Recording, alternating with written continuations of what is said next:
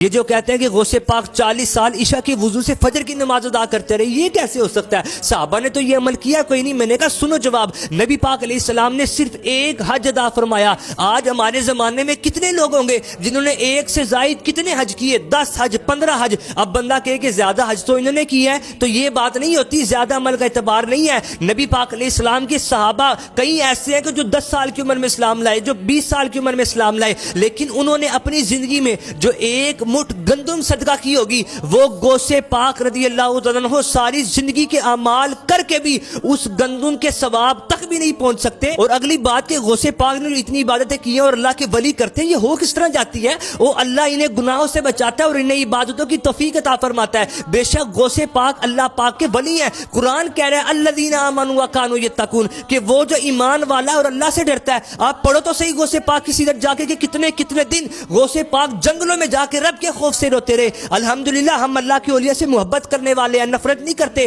کھولو بخاری شریف کہ جو اللہ کے ولیوں سے دشمنی رکھے، رب کا اس بندے سے اعلان جنگ ہے۔ ہم تو کہتے ہیں کہ واہ کیا مرتبہ اے غوث ہے بالا تیرا، اونچے اونچوں کے سروں سے قدم آلا تیرا، سر بھلا کیا کوئی جانے کے ہے کیسا تیرا، اولیاء ملتے ہیں آنکھیں وہ ہے تلوا تیرا۔ ذکر ہے آج اس شاہ جیلان کا، مرحبا